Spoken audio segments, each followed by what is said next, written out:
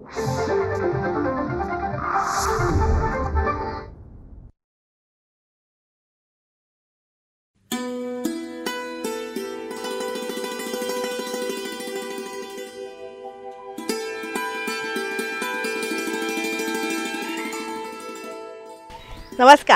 रयतेच्या दरबारमध्ये आपणा सगळ्यांचं हार्दिक स्वागत. निरनिराळ्या सकारात्मक प्रयत्नांची माहिती आपण आपल्या ह्या कार्यक्रमातून करून घेतो, ज्याला उत्तम प्रतिसाद आम्हाला मिळत आहे. त्याबद्दल अनेक धन्यवाद.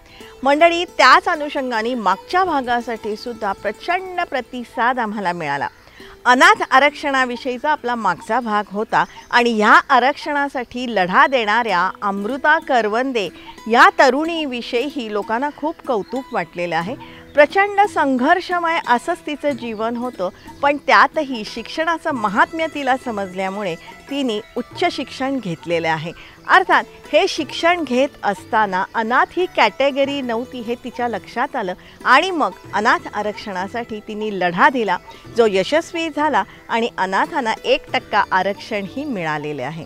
अशाच प्रकारची वेगवेगळ्या विषयांवरची माहिती जर का तुम्हाला हवी असेल ना, तर रयतेचा दरबारचा प्रत्येक एपिसोड आपण बघायला पाहिजे. त्यासाठीच एकमेकांना मदत करू, एकमेकांची काळजी घ्या आणि सगळ्यांचं जगणं समृद्ध करूया. त्यासाठीच रयतेचा दरबार.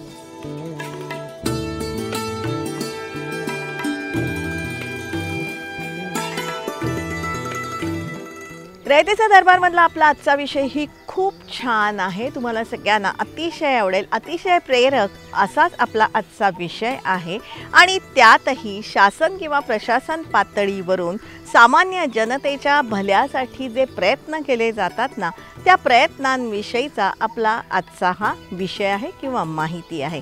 आणि मंडळी, अशा प्रकारचे प्रयत्न करणाऱ्या घटकांना शासकीय पातळीवरून पुरस्कारही देण्यात येतात. राज्यातल्या तरुण पिढीला आत्मनिर्भर करण्याकरता कौशल्य विकास विभागाच्या माध्यमातून विविध प्रकल्प राबवणाऱ्या सक्षम IAS अधिकारी मनीषा वर्मा. नुकतंच माननीय मुख्यमंत्री देवेंद्र फडणवीस यांच्या हस्ते मनीषा वर्मा मॅडमना सेवाकर्मी हा पुरस्कार देऊन गौरवण्यात आला आहे. खूप अभिनंदन आणि अनेक शुभेच्छा. 24 तास कार्यमग्न राहून नाविन्यतेचा ध्यास घेतलेल्या मनीषा मॅडमना गतिमान प्रशासनाबरोबरच जनतेचं भलं व्हावं हीच आस असते. माझी जी आवड आहे ते खरोखरच प्रशासनमध्ये लोकाभिमुख व्हावा, क्वालिटी ऑफ सर्व्हिसेस त्याचीमध्ये चांगली व्हावी आणि टेक्नॉलॉजीचा वापर करून जे काही नवीन तंत्रज्ञान आता आहे त्याचा काहीतरी वापर करून प्रशासनाला आणि लोकांपर्यंत ते कसं पोहोचवता येईल. कौशल्य विकास विभागाच्या अंतर्गत महाराष्ट्र राज्य नाविन्यता सोसायटी आहे, ज्याद्वारे नाविन्यपूर्ण संकल्पना आणि त्यावर आधारित विविध स्टार्टअप यावरती प्रचंड काम सुरू आहे. एकतर खूप आनंदाची बाब आहे की आता आपली स्टेट इनोव्हेशन सोसायटी आहे, त्याचे गव्हर्निंग बोर्डचे चेअरमन आहे, ते आता आपले माननीय मुख्यमंत्री झालेले आहे.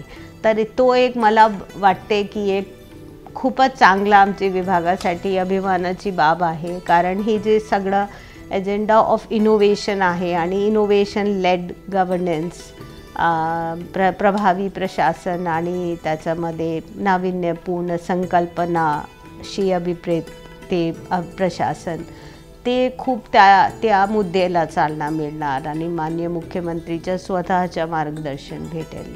तसं बघितलं ना तर राज्यातल्या विकसित भागामध्ये स्टार्टअपचं प्रमाण प्रचंड आहे, पण हे प्रमाण संपूर्ण राज्यभर करण्यासाठीही आता सोसायटीतर्फे विविध प्रयत्न करण्यात येत आहेत.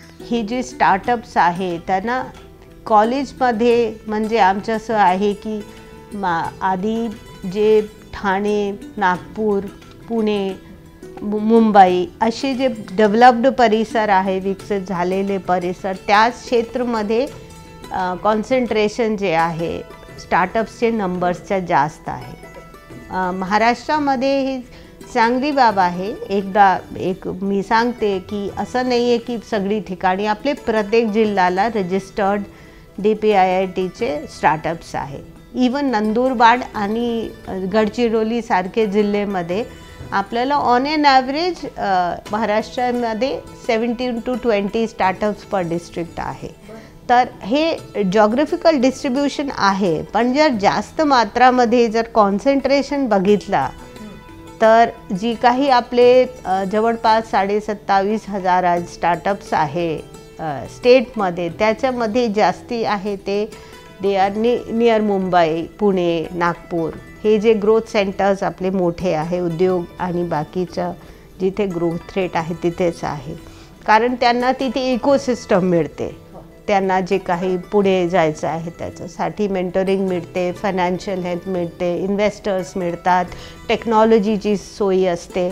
तर हे सगळं जे इकोसिस्टम येतं, ही इकोसिस्टम आपल्याला दुसरी सिटीजमध्ये कसं उभे करायचं, तर त्याच्यासाठी आम्ही इन्क्युबेटर्स नेटवर्क केलेलं आहे. तर विद्यापीठांमध्ये पण आम्ही सर्व शासकीय विद्यापीठमध्ये, पब्लिक युनिव्हर्सिटीजमध्ये स्टार्टअप्सला एक आमची योजनामध्ये 5 कोटीपर्यंत आपण ग्रँट्स त्यांना देतो आणि आपण विद्यापीठांना हे इन्क्युबेशन सेंटर्स रन करायला लावतो. मंडळी, तुम्हाला माहिती आहे का, स्टार्टअप वीक हा एक फ्लॅगशिप प्रोग्राम आहे. पेटंट्स, आता स्टार्टअप्स जे टेक्नॉलॉजी करताय तर त्याचे पेटंट फायलिंग व्यवस्थित होईल आणि त्यांची जे बौद्धिक संपदा त्याला संरक्षण मिळेल, याचं पण आमचं काम असणार आहे.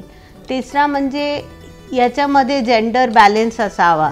तर महिलांचे उद्योजकता आणि स्टार्टअप्सचे बोर्डमध्ये महिलांचा सहभाग ॲज डायरेक्टर, को फाउंडर और जॉईंट डायरेक्टर असं पण आमचं प्रयास आहे.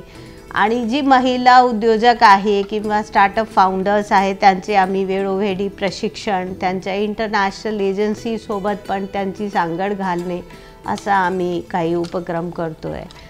असे सर्व आणि सीड कॅपिटल जे डीप टेक्नॉलॉजी, सोशली हाय इम्पॅक्ट, सोशल इम्पॅक्ट याच्यासाठी आम्ही आता स्वतंत्र फंड्स क्रिएट केलेले आहे. तर ते स्टार्टअपला सीड मनी शासनातर्फे देणं ते पण आम्ही करणार आहोत.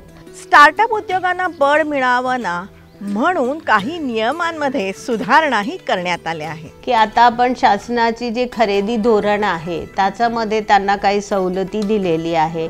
शासनाचं जे धोरण आहे डिसेंबर 2016चा, त्याच्यामध्ये खरेदीची सगळी प्रक्रिया आहे. त्याच्यामध्ये आपण काही सवलती शासनाने केलेली आहे. त्यामध्ये स्टार्टअप्सला पूर्व अनुभवची अटी, अर्नेस्ट मनी डिपॉझिटची अटी, अशी काही कंडिशन्समध्ये थोडी एक्झम्पशन्स आहे. त्याच्याशिवाय जर त्यांनी प्रोक्युअरमेंटमध्ये, टेंडरमध्ये भाग घेतला आणि L1ला मॅच केला तर त्यांना प्रायोगिक तत्वावर आता 10% त्यांना सप्लाय ऑर्डर देता येते. आणि त्याच अनुषंगाने टेकवारी या उपक्रमाअंतर्गत नुकताच मंत्रालयामध्ये एक सुंदर सोहळा झाला.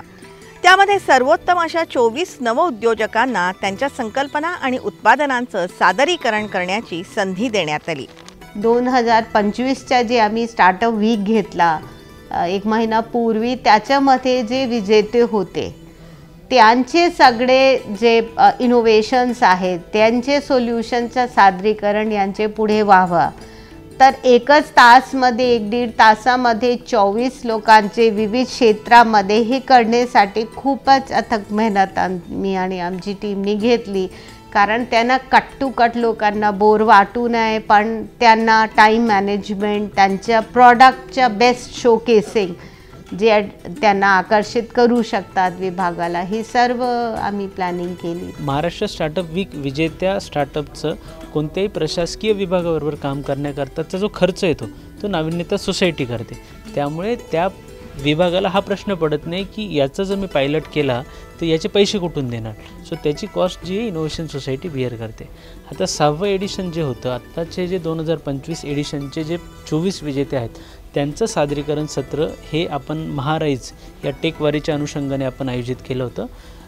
यामध्ये आत्तापर्यंत जे आपण 5 एडिशन घेतलेले आहेत त्याच्यापेक्षा ही वेगळी संधी कशी होती, तर टेकवारीच्या माध्यमातून आज मंत्रालयातले सर्व प्रशासकीय विभागांचे अधिकारी, त्याचबरोबर जिल्ह्याचे अधिकारी, त्याचबरोबर बाहेर आपले क्षेत्रीय कार्यालय जे आहेत त्यांचे सगळ्यांचे अधिकारी एका प्लॅटफॉर्मवर इन पर्सन किंवा व्हर्च्युअली जॉईन होते आणि ह्या 24 स्टार्टअपला एकाच अवघ्या 4 मिनटामध्ये एवढ्या लोकांपर्यंत पोहोचण्याची जी संधी भेटली ही संधी त्यांना उपलब्ध करून देणं हे या आजच्या प्रोग्राम मागचं उद्देश होतं. आणि यातून आम्हाला फक्त यांना 15 लाखाची वर्क ऑर्डर देणंच एवढं नाही आहे, तर त्यांचं हँडहोल्डिंग पुढे त्यांच्या भविष्यात ग्रोथ करण्याकरता याच्या मागची भूमिका आहे. प्रचंड उत्साहात आणि वेळेचं तंतोतंत पालन करत टेकवारी अंतर्गत स्टार्टअप पिचिंग सत्र सुरू झालं. सर्वप्रथम कौशल्य विकास विभागाच्या अपर मुख्य सचिव मनीषा वर्मा यांनी सादरीकरण केलं. आणि आपली सध्या स्थिती जर बघायची असेल तर आपलं जे स्टेट आहे महाराष्ट्र राज्य, मला सांगताना आनंद होते, ते 22-23 चे रँकिंग, नॅशनल रँकिंग फ्रेमवर्क मध्ये आपण टॉप परफॉर्मिंग कॅटेगरी मध्ये आलेलो आहोत. आपलं जे वर्ल्डच्या इनोव्हेशन इंडेक्स आहे त्याच्यामध्ये आपण 39वा स्थान आहे. आणि आपला जे महाराष्ट्र आहे त्याच्यामध्ये सर्वात जास्त स्टार्टअप्स म्हणजे DPIITनी जी रेकॉग्नाइज स्टार्टअप्स आहे त्याच्यामध्ये महाराष्ट्राची संख्या सर्वात जास्त आहे. आणि 14,000 महाराष्ट्रामध्ये, म्हणजे जेव्हा मी हे कामावर लक्ष दिलं होतं तेव्हा महिला स्टार्टअप्स को फाउंडर्स एवढे नव्हते. पण आता मला सांगताना आनंद होते की 14,000 जवळपास आपले स्टार्टअप्स आहे. आपण जे डेटा अनालिसिस केला आणि आपल्याला जे देशातील म्हणजे युनिकॉर्न्स 5,800 कोटीचे ज्यांचे हे असतात त्यांचे म्हणजे आपल्याला 23% युनिकॉर्न्स आपले पूर्ण देशाचे आपले महाराष्ट्रामध्ये आहे. नवीन कल्पना किंवा संकल्पना अनेकांना सुचत असतात, पण त्या प्रत्यक्षात उतरवण्यासाठी ते धडपडतही असतात. आणि ह्या वेळेला त्यांना आवश्यक असतं ते मार्गदर्शन किंवा आधाराची गरज. आणि हे सगळं पुरवतंय आपलं शासन. आणि त्यासाठी शासन तुमच्याबरोबर आहे हा ठाम विश्वास इथे देण्यात आला. कौशल्य विकास विभागाचे मंत्री श्री मंगल प्रभात लोढ़ा यांनीही नेमकं मार्गदर्शन केलं. तो स्टार्टअप को एक पब्लिक मूवमेंट बनाना पड़ेगा और ये माननीय देवेंद्र फडणवीस जी ने इस बार तय किया है. जो भी मैडम ने बताया कि इनोवेशन सोसाइटी के उन्होंने अध्यक्ष बनना तय किया, उन्होंने खुद ने कहा कि नहीं, मैं इनोवेशन के अंदर महाराष्ट्र में बहुत अच्छा काम शुरू होना चाहिए, इसके लिए इसके अंदर मैं खुद इंटरेस्ट लूँगा. आप सबके लिए ये बहुत अच्छी बात है कि आने वाले समय are going to be golden days for you. और मैं ज़िंदगी में ये समझता हूँ कि इनोवेशन और स्टार्टअप में सक्सेस और अनसक्सेस, इंडस्ट्रीज में सक्सेस और अनसक्सेस, इसके पीछे बहुत छोटी सी लाइन है. हम स्कूल में पढ़ते थे तो टीचर सवाल करता था कि बच्चे को मॉनिटर बनना, मैं एक सवाल पूछूंगा, जो बच्चा इसका सही जवाब देगा वो बच्चा मॉनिटर बनेगा. एक बच्चा उठ के जवाब देता था, 5 बच्चों को जवाब लगता था मन में कि ये जवाब तो हमको भी आता था, पर वो 1 सेकंड से चूक गए. वही हेडलाइन डिफरेंस है सक्सेस और अनसक्सेस में. आपको यदि जिंदगी के अंदर ऐसा बनना है कि कभी आप यहाँ पर आ सकें या कभी आपके बारे में लोग चर्चा कर सकें, तो इसके बारे में ये जो छोटी सी लाइन है, वो छोटी सी लाइन का फ़र्क में हमको लाइन के ऊपर जाना पड़ेगा. लाइफ के अंदर हर एक को अपॉर्चुनिटी मिलती है. 99% लोगों को लाइफ में कभी न कभी सक्सेस की, बहुत बड़ा सक्सेस होने की अपॉर्चुनिटी मिलती है. आणि मग सुरू झालं स्टार्टअप उद्योजकांचं सादरीकरण. या कार्यक्रमाला सरकारच्या सर्व विभागांचे अधिकारी उपस्थित होते. हेतू हा होता की जे उत्पादन उपयोगाचं असेल त्याविषयी निर्णय घेऊन कार्यवाही व्हावी. AIचं सहाय्य घेऊन क्रॉनिक आजाराबाबतचं सत्वर निदान व्हावं म्हणून हा स्मार्ट स्टेथोस्कोप. दुर्गम भागाबरोबरच शहरी भागातील लॅबोरेटरी किंवा प्रयोगशाळांबाबतचं हे उत्पादन होतं. डेअरी व्यवसायातील उद्योजकांना आर्थिक सहाय्य सत्वर मिळावं या बाबतीतला हा स्टार्टअप. मूकबधिरांसाठी AIच्या सहाय्यानं साइन लँग्वेजमध्ये संवाद साधणारा हा स्टार्टअप. प्रचंड ब्लिडिंग होत असेल तर ते लगेचच थांबवण्यासाठीचं हे उत्पादन.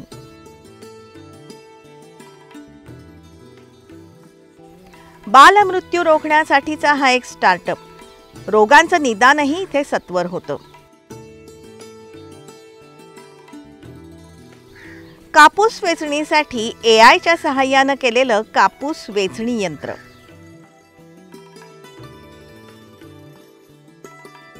मरीन मोबिलिटी किंवा सागरी हालचालींसाठी AI बेस हा स्टार्टअप.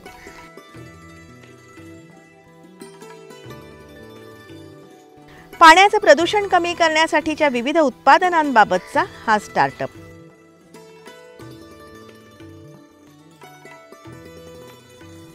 रस्त्यांवरच्या खड्ड्यांसाठी हा AI बेस्ड स्टार्टअप.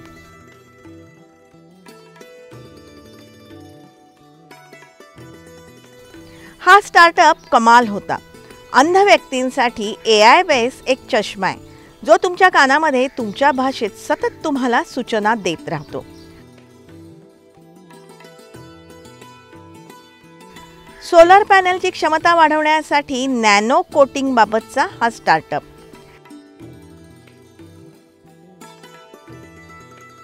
शेती, पाणी, जमिनीचा दर्जा सुधारण्याबाबतचं इको फ्रेंडली उत्पादन.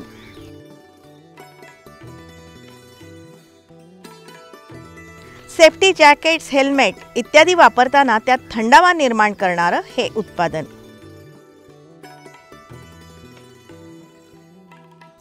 जखमा लवकर भराव्यात यासाठीचं हे मेडिकल उत्पादन.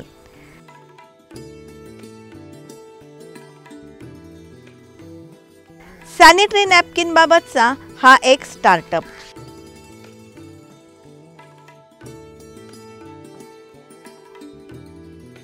दिव्यांगांसाठी इंटरनेट वेबसाईट वापराबाबतचा हा स्टार्टअप.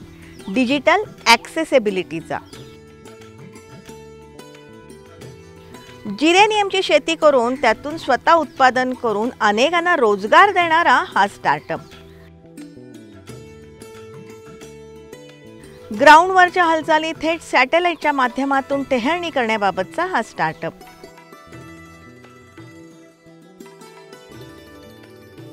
दृष्टी जिओ पोर्टल बाबतचा हा स्टार्टअप.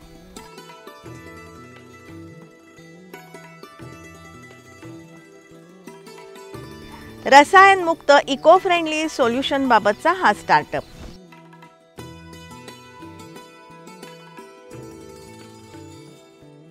EV चार्जिंग स्टेशन बांधण्याकरता आवश्यक तंत्रज्ञानाबाबतचा हा startup.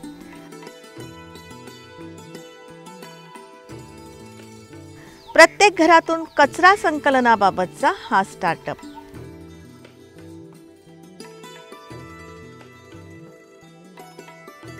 Next generation drone docking तंत्रज्ञानाबाबतचा हा स्टार्टअप.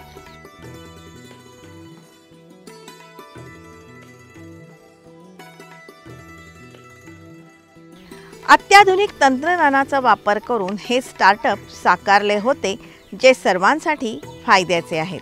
अलीकडे 1 महिन्याच्या आधी जो कापूस वेचणीच्या संदर्भात जी शेवटची अडचण होती ती दूर झाली आणि त्याचं प्रेझेंटेशन अलीकडेच दोन्ही कृषी मंत्र्यांच्या उपस्थित झालं. त्या दोघांनीसुद्धा त्याला ॲप्रिशिएट केलं. आणि आधी इथंच आपल्या मनीषा मॅडम आहेत, त्यांनी हे सगळं पाहिलं होतं, त्याचं प्रेझेंटेशन पाहिलं, ते त्यांच्यापर्यंत पोचलं. तर आता अपेक्षा अशीच आहे की या सीझनमध्ये रोबोट तयार आहे, सगळ्या गोष्टीसाठी तो तयार आहे, तो त्याला पटकन शेतकऱ्यांसमोर जावा या दृष्टीनं जितक्या काही हालचाली जलद गतीने करता येईल ती त्या व्हाव्या ही अपेक्षा आहे. आम्ही एक सोल्युशन क्रिएट केलं आहे ज्याच्यामध्ये कोणीही अनस्किल माणूस एका सेंट्रल ऑफिसमध्ये बसून राज्यभरात, देशभरात जिथे जिथे आम्ही सिस्टम्स डिप्लॉय करतो आहे त्या ड्रोनचा ॲक्सेस घेऊ शकता. And at click of a button तुम्ही प्रत्येक ड्रोन फ्लाय करू शकतात, सगळा डेटा रिअल टाईम बघू शकतात.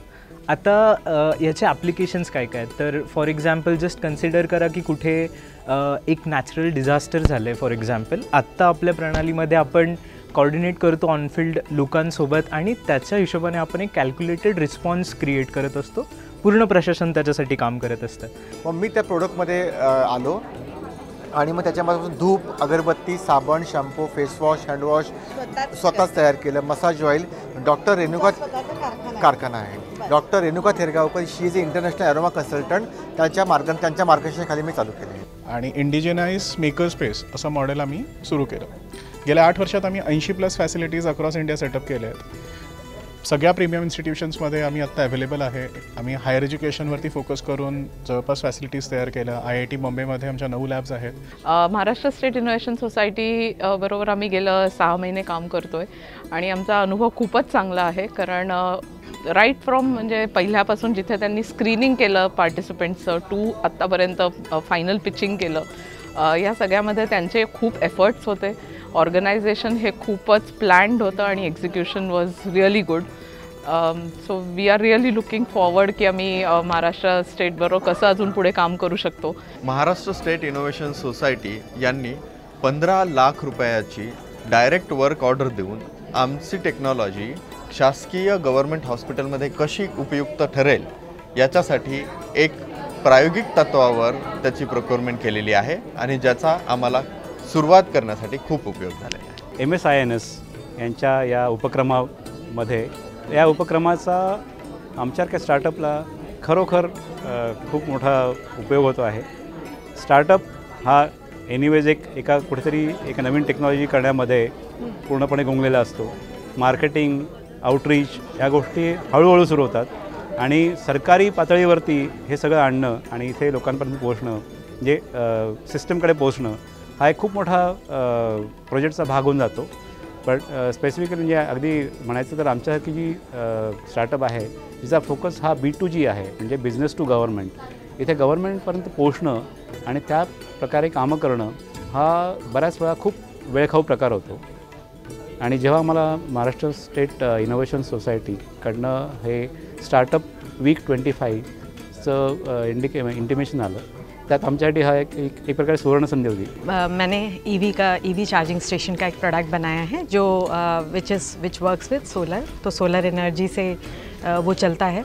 अगर हमें गाड़ियों को ट्रू ग्रीन करना है तो उसे हमें सोलर पे चलाना चाहिए. End this is one really great initiative. Maharashtra government को मैं इसके लिए बहुत बहुत धन्यवाद करना चाहूँगी और चाहूँगी कि स्टेट हमारा ऐसे ही आगे बढ़ता रहे. जय हिंद, जय महाराष्ट्र. हे सारे स्टार्टअप शासनाच्या विविध विभागांसाठी उपयुक्त आहेतच. त्या अनुषंगानं पुढील कार्यवाही होईलच आणि त्यासाठी शासनातर्फे असे प्रयत्न नित्य होत असतात. त्याची माहिती आपण घेणं आवश्यक आहे.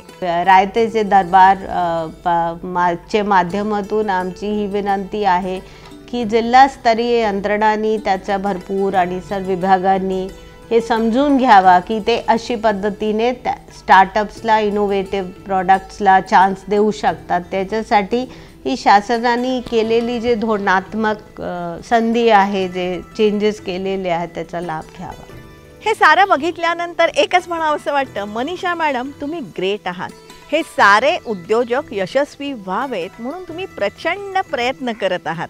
त्यातूनच हे सारे जण यशस्वी होतही आहेत आणि त्यासाठीच रयतेचा दरबारकडून तुम्हाला सगळ्यांना खूप खूप शुभेच्छा, तुमचं अभिनंदन. त्याच अनुषंगाने मंडळी, स्टार्टअपबाबतचा आपला हा आजचा विषय तुम्हाला कसा वाटला हे तुम्ही जरूर आम्हाला कळवा.